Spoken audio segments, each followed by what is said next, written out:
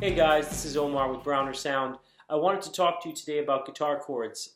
We as guitar players kick these things, we abuse them pretty bad, and then when they go bad, we put them in a box or in a bag, and we never, use them again. And we have to replace them, and they're usually between 15 and 25 bucks, sometimes even more. And it's a really easy fix, so I wanted to show you how to do that. So a guitar cord can go bad in a few different ways. The rarest that I've seen is that somewhere in the cable you get a kink or a break, and then the guitar cord will make a crackling sound, but the damage is in the cable, not in the tips. You can search around, you can try to find where that crackling is happening, and then you can cut it there and put another tip on it. I can't say that I've had a lot of luck with that. Usually when that happens for me, I will just cut it into smaller pieces and add new tips and make little short patch cables out of it. But to try and find where a long one is damaged, I mean, you can wiggle it in one place, think you got it, but the crackle is somewhere else, and it could drive you crazy trying to solve that problem. So, what happens more often, though, luckily, is that we have an issue at the tip. So the tip can break in two different ways, or the issue could be in two different ways. First is that the tip itself is bad. After banging it around or bending it or kicking it on an amp or whatever it is, or on pedals, it will start to bend, and the inner piece, the shield, the long metal sleeve here, will come loose from the base of it, and you can find that by taking off the cover, holding it at the base, and trying to spin the sleeve. If you can do that, then the tip is bad, and if it's not crackling on you already, it'll start crackling soon. So you might want to replace this tip. These tips, they come in a variety of kind of shapes and sizes. Like this is your standard guitar tip. They come in 90 degrees, like this one. This is for pedals or other kind of chords. You might even see them, jumbo sizes. They come gold plated.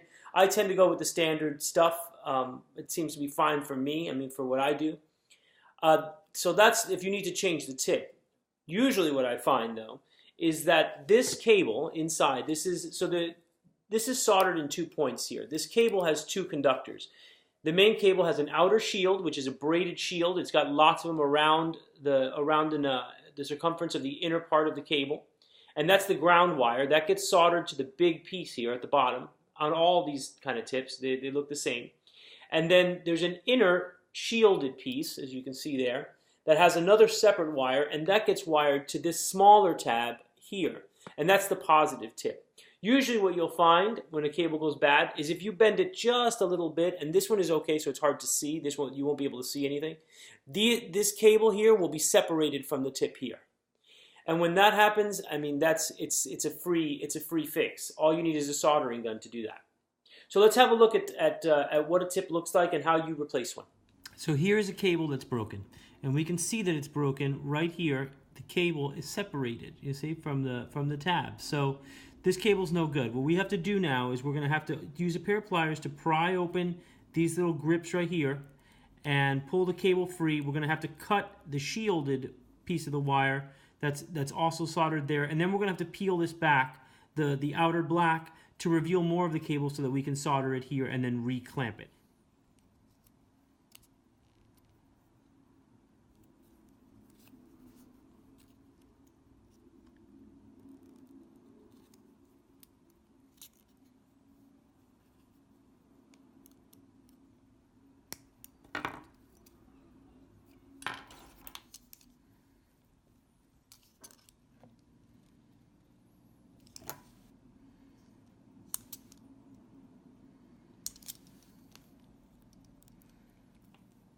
We're going to cut back the rubber outer coating here so that what we have left is the inner piece.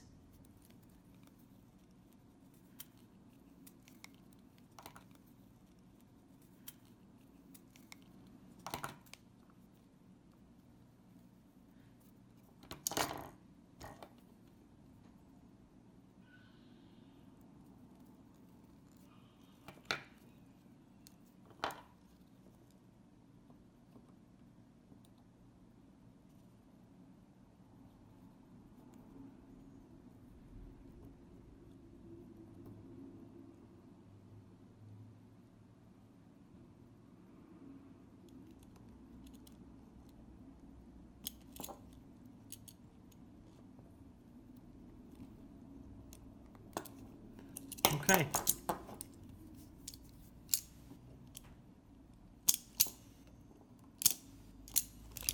Okay, so we're good there.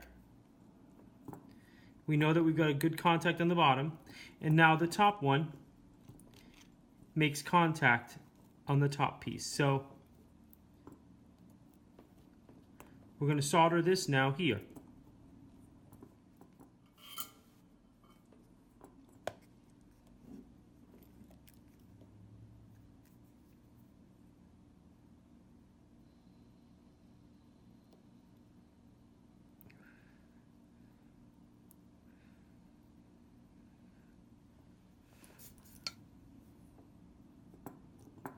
Okay, and that's what it's going to look like. So we have solder on the top, solder on the bottom. It looks nice and clean. And then the plastic ring goes over everything so that this doesn't make contact with the outer ground, which is this piece. So this protects all of that. This screws on here. And then you screw this back on. And that's it. You finished the cable. Well, I hope that helped. Maybe save a few cables from the landfill and a few dollars in the process. If you like this video, click like below or subscribe to the channel. I hope you guys have a great day. Thanks for watching.